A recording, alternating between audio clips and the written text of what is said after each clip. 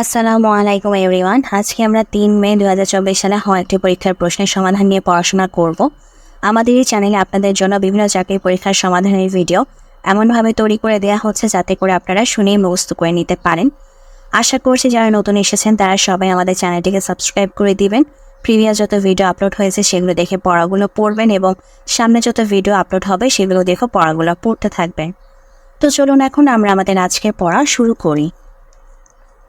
এক কথায় প্রকাশ। পদ্মের ন্যায় অক্ষি বা চোখ যার পুণ্ডরীকাক্ষ। পদ্মের ন্যায় অক্ষি বা চোখ যার, এর এক কথায় প্রকাশ পুণ্ডরীকাক্ষ। পদ্মের ন্যায় অক্ষি বা চোখ যার পুণ্ডরীকাক্ষ। গ্রহণ করিবার ইচ্ছা জিঘৃক্ষা। জিঘৃক্ষা। গ্রহণ করিবার ইচ্ছা জিঘৃক্ষা। গ্রহণ করিবার ইচ্ছা জিঘৃক্ষা। নাভি পর্যন্ত লম্বিত ললন্তিকা।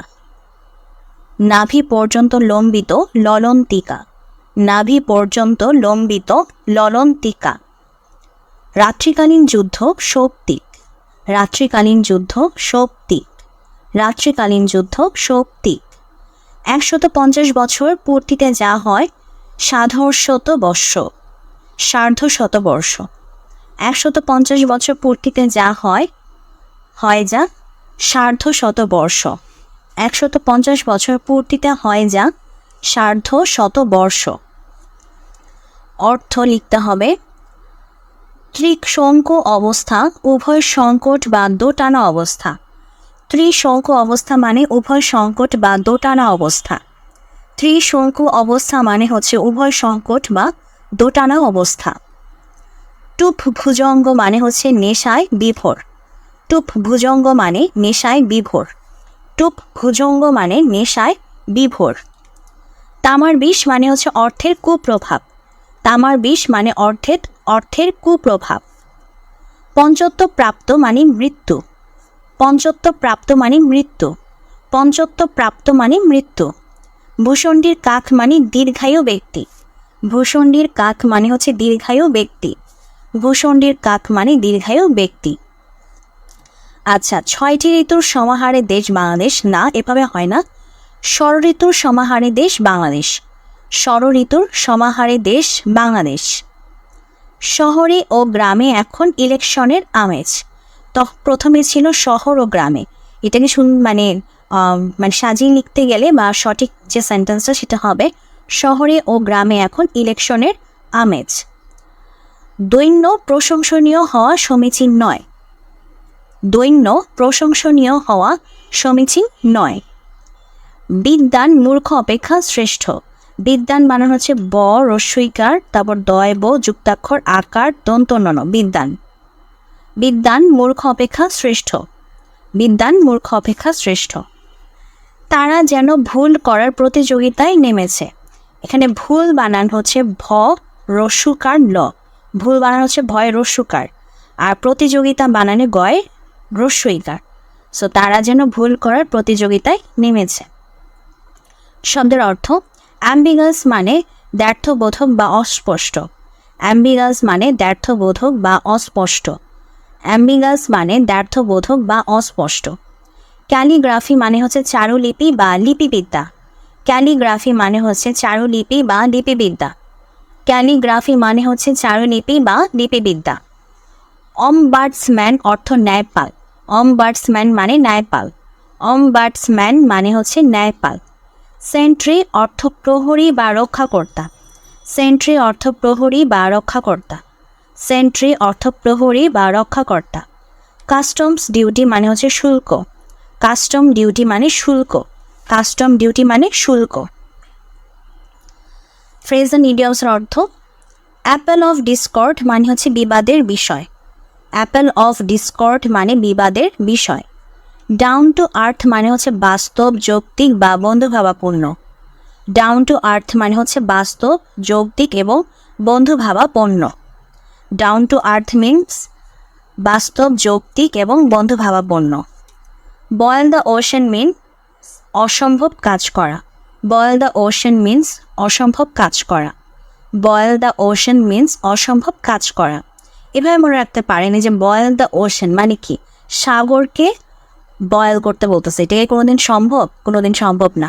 সেই যে অসম্ভব কাজ করা, বয়েল দ্য ওশান মিন্স অসম্ভব কাজ করা। বিট অ্যারাউন্ড দ্য বাস মানে হচ্ছে মূল কথায় না এসে অযথা কথা বলা। Bit around the bus means মূল কথায় না এসে অযথা কথা বলা। Bit around the bus means মূল কথায় না এসে অযথা কথা বলা। রুল অফ থাম্ব মিন্স অভিজ্ঞতা বা প্রথার আলোকে কোনো পদ্ধতি। রুল অফ থাম্ব মানে হচ্ছে অভিজ্ঞতা বা প্রথার আলোকে কোনো পদ্ধতি। রুল অফ থাম্ব মানে হচ্ছে অভিজ্ঞতা বা প্রথার আলোকে কোনো পদ্ধতি। ট্রান্সলেশন করতে হবে। শ্রীলঙ্কা হচ্ছে বহু ধর্মীয়, বহু জাগতিক ও বহু ভাষার দেশ। এর ইংলিশ ট্রান্সলেশন হচ্ছে Sri Lanka is a multi religious, multi ethnic and multi lingual country. Sri Lanka কি? শ্রীলঙ্কা হচ্ছে একটি বহু জাতিক এবং বহু ভাষার দেশ। এর ইংলিশ ট্রান্সলেশন হবে Sri Lanka is a multi religious, multi ethnic and multi lingual country. তুমি কি বইটি পড়ে শেষ করেছ? Have you finished reading the book? তুমি কি বইটি পড়ে শেষ করেছ? Have you finished reading the book? জলবায়ু পরিবর্তনের ফলে নদীর তাপমাত্রা বৃদ্ধি পাচ্ছে। The temperature of the river is being increased by climate change. জলবায়ু পরিবর্তনের ফলে নদীর তাপমাত্রা বৃদ্ধি পাচ্ছে। The temperature of the river is being increased by climate change. আজকাল অনেক চাকরি রয়েছে যেখানে ইংরেজি প্রয়োজন। দেয়ার are many jobs নাওয়াডেজ that require English. আজকাল অনেক চাকরি রয়েছে যেখানে ইংরেজি প্রয়োজন। দেয়ার are many jobs নাওয়াডেজ that require English. আজকাল অনেক চাকরি রয়েছে যেখানে ইংরেজি প্রয়োজন। দেয়ার are many jobs নাওয়াডেজ that require English. ছেলেটি হাসতে হাসতে ট্রেনে উঠল। The boy got on the train smiling. ছেলেটি হাসতে হাসতে ট্রেনে উঠল। The boy got on the train smiling. ছেলেটি হাসতে হাসতে ট্রেনে উঠল। The boy got on the train smiling. Appropriate preposition. They burst out laughter hearing my jokes. They burst out laughter hearing my jokes. They burst out laughter hearing my jokes. He died by suicide. He died by suicide. He died by suicide. We should capitalize on our population. We should capitalize on our population. We should capitalize on our population. The police is inquiring into the matter. The police is inquiring into the matter. The police is inquiring into the matter. He wrote the letter in blue ink. He wrote the letter in blue ink. He wrote the letter in blue ink. He seldom comes to our house. Seldom মানে হচ্ছে কদাচিৎ। তো যেহেতু এখানে হচ্ছে comes মানে হচ্ছে একটি verb, সেই ভার্বটাকে মডিফাই করতেছে সেলডম, যে সে আসে, কেমন আসে, কদাচিৎ আসে। সো এটা হচ্ছে একটি adverb. He seldom comes to our house. Seldom হচ্ছে একটি adverb. We all went there except Rahman. Except মানে হচ্ছে গিয়ে প্রিপোজিশন। রহমান বাদে সবাই গিয়েছিল।